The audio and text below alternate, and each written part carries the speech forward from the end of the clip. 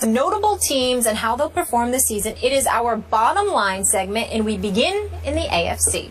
Peyton Manning returns for his 18th season. John Fox is out as head coach, and Gary Kubiak comes in to replace him. The Broncos won 12 games last year, but lost to the Colts in the divisional playoff. Will, what is the bottom line for the Broncos this year? The bottom line for the Denver Broncos is that they will miss the playoffs. What? That's correct. Say what? If you have no offensive line, you do not make the playoffs. I look at this offensive line, and let me just read these names to you. Tyler Sembrilo, okay, rookie, tackle. Evan Mathis just came over from the Eagles. Matt Paradis, just in his second year. Luis Vasquez, all-pro, got one there. Yep. And Ryan Harris at the right tackle. That is 5 guys who I believe that to this point have not played together, have not been on the field together, even through this exhibition season. A season, by the way, where Peyton Manning was sacked 3 times, straight up the middle. Now, Peyton Manning is notorious about getting that ball out in something like 2.6 seconds, but that's been a luxury. That's been sort of a superpower of his. This year, it's going to have to be a necessity. If that offensive line doesn't pull off a miracle and turn into a playoff caliber offensive line in that amount of time after not having been together in a division where everybody's better. Chiefs are better, I think. Raiders are better. Chargers are better. I see the Broncos ending up something like 9 and 7. You think those teams are all better than the Broncos? No, better than they were last year, meaning they're getting better. The Broncos, okay, got it. Meaning you don't cruise to 11 and 5 or 12 just and 4. Want to clarify, you struggle weren't to saying 9 and 7 and miss the playoffs. The Raiders are better than the Broncos. Just clear. Well, my bottom line for the Denver Broncos is, and I tried to apparently be a little more clever than you on this, the dying of the light. Okay. I'm with you on this in that they're trying to put this scheme in and all these pieces together to capitalize on the final years of who is an amazing, unbelievable QB, but with a lot of caveats right now. And you're talking about that O-line, and we were just talking about this when you're doing zone blocking. A lot of times fans think like zones, whether in basketball or in football, mean that you can just plug and play, that it's easier. But a lot of times when you're doing zone stuff, it's like you gotta all be on the same brain wavelength when you're doing something like that. And that takes more time than the guys and the experience that they have on that O-line. And also, when the Broncos did this back in the day, in the late 90s with Shanahan, and they had the amazing running game, and then they had Elway, what really put them over the hump was that Elway was able to just throw his body anywhere there at the end of those 2 seasons. I don't think Peyton's going to be able to do that. I don't think that's going to be able to happen for this team. And now I love that they have brought in this new scheme, and they're doing everything they can this year to try and get the Broncos to the place that they think they can possibly be and squeeze the last amount of juice out of Peyton Manning. I just don't see it going that way for them. I think they're going to be really good through 10 games. And then I do think they're going to get into the playoffs. I think they're out after the first game. We agree. What do you think? What's your quick hit bottom line? I think they're going to be all right. I think they're going to hand it off a little more, and that'll give Peyton a break. I think their defense still stacked. And, I mean, he talked about it on SportsCenter. Obviously, the line has questions, but there's still a mix of vets and youth. I think they're going to be okay. I think they're going to be okay, too. I think they're going to be 11 and 5. I don't think that gets them anywhere. I think they're going to the playoffs. I don't think that gets them anywhere once they're in the playoffs.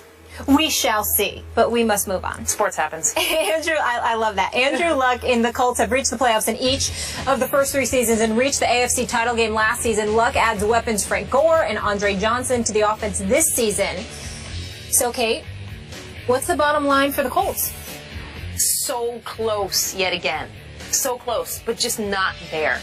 They're not there yet. And part of that is not even them and the Colts. I mean, they have added every piece, a lot of names you mentioned, that they can possibly make to get this team to the Super Bowl. I mean, Pagano even said that he thinks he's got more talent on this roster than he's ever had. But what's going to happen at the bottom line for the Colts here is who are they going to run into? More than likely, they're going to run into the Patriots again when you're talking about getting to the playoffs. I obviously think the Colts are going to be great during the regular season. I think they're going to get to the playoffs. I think they're going to be playing great football. It's a timing issue for Andrew Luck right now and the Colts and Pagano. They just have a few more years they need to wait before the Patriots are not the Patriots anymore and Tom Brady is not Tom Brady anymore. I don't think the Colts have gotten better enough to the point that they're going to be able to clear that hurdle. You say it depends on who they run into, and what I would suggest is hopefully not somebody who can run the ball.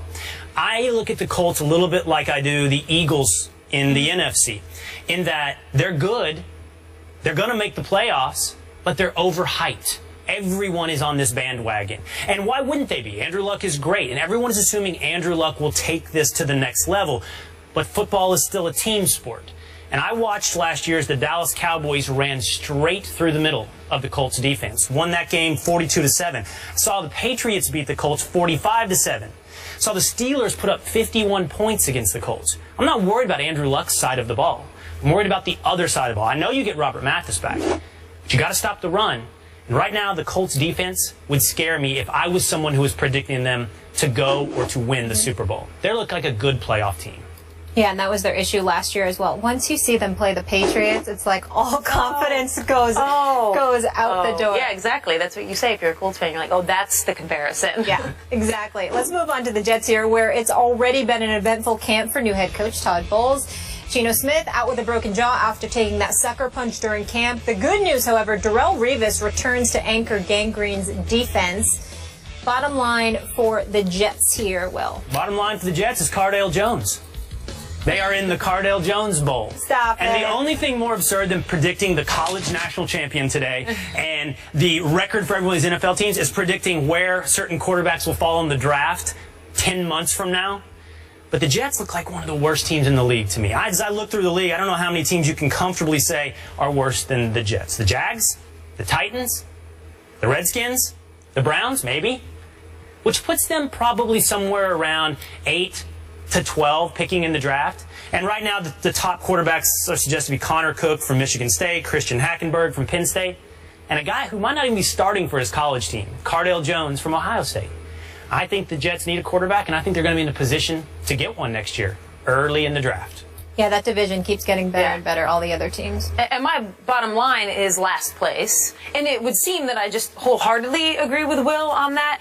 But saying last place is more of a discussion about the power of the AFC East and what I think are going to be just a group of really, really tough teams with the Patriots separated, but then everybody else sort of beating each other up. And so when I say the Jets are going to be last place, I still think they are a middle of the road NFL team. I don't think they're terrible. I don't think they're in the bottom three as you think.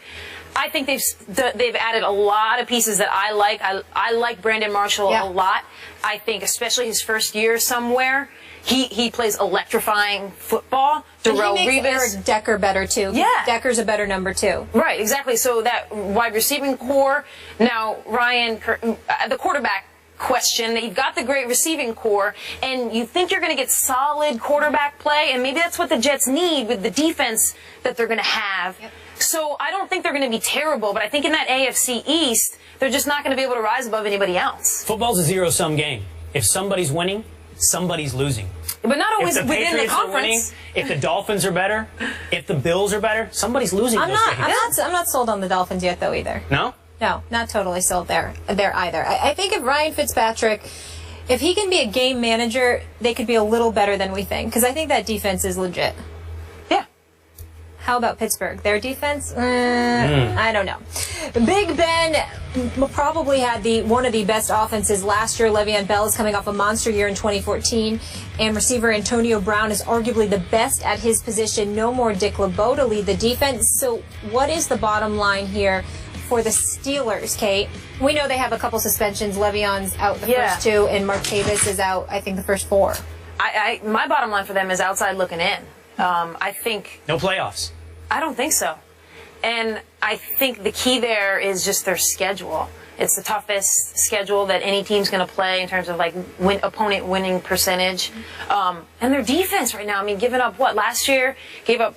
You're talking about the Colts' run defense not stopping anybody. I mean, 4.4 yards per carry for the Steelers. I didn't see these offseason upgrades that's going to lead me to believe that they're going to be able to plug those holes. I mean, you've got Ben Roethlisberger, and you're not going to count that offense is just electrifying. It's going to put up a lot of points, but they kind of have the same problem that I see my New York Football Giants having, in that I look on the defensive side of the ball and I'm like, oh, they're going to have to put up... Giants are a hot mess. But that's a whole other story. Right, but you're like... Which we will get to. We will get to that. Pittsburgh, what are they going to put up, like 30 points a game? Is that what's going to happen here? So I think with that schedule is going to really work against them, and you know, if they're 9-7, that could mean no playoffs. Yeah, that division, AFC North, I mean, Cincinnati Bengals, Baltimore Ravens, Pittsburgh Steelers. I personally think the Cincinnati Bengals are going to come out of that. I think you'll find the Cincinnati Bengals in the AFC Championship game against the Patriots. When you can run the ball like that, when you have offensive line like that, and a defense like that, that's the formula for winning games. I understand Andy Dalton's limitations, but that's a team. Now, I think the Steelers are a true wild card. What I mean by that is it's going to be hard to tell what's going to happen with this team, and I think they will get the wild card. They'll get into the playoffs. Ben Roethlisberger's great. That offense is going to be good. It's so odd to think this is where the Steelers are. Like, you live on a reputation that trails about 5 years behind, and you think of the Steelers and you think, defense, tough, the right? steel curtain, of Run course. the ball. And this is going to be a Steeler team that throws the ball and plays poor defense. And they have been for a couple years now. It just took us a while to, It took us a little while to realize and stop drafting them high in fantasy leagues. But I think that's kind of uncharted territory for the Steelers. All offense, no defense. Wild card. I think they make the playoffs, but don't get very far. Those triplets are legit, though. Still taking Le'Veon Bell in my draft, regardless of suspensions. All right, so deflate. Take is brought to you by the Gillette Shave Club. Join the club now at GilletteShaveClub.com. And Jim Beam. Make history. Tim Tebow had his final preseason performance last night. He played in the second and fourth quarter and was 11 for 17 passing for 189 yards with 2 touchdowns and 1 interception. But with the cuts looming for the Eagles, have we seen the last of Tebow in the NFL? Kate, we'll start with you. Nope. I think he is their number 3 quarterback. In fact, I think the storyline was coming in was that he had to win the job from Barkley. I actually never thought that. I thought that this was Tebow's job to lose. I thought Chip Kelly brought him in because he wanted Tebow. He wants that flexibility. He wants those options. He wants another guy in a 2-point conversion to run his tricky plays. Tebow fits that mold for him. I think he's an Eagle by the end of the day as well, because I don't think Matt Barkley is your quarterback of the future. So what's your upside with Matt Barkley? You might as well take Tebow, take the upside in the locker room, take the intangibles, keep him around. The question is this, though. If he's not an Eagle by the end of the day, he might just be out of the NFL. Fly Eagle. Is there another team? Does he become the backup and take Sanchez's job? Dun, dun, dun. Everybody have an amazing holiday weekend. Thank you so much for hanging with us. We'll see you on Monday.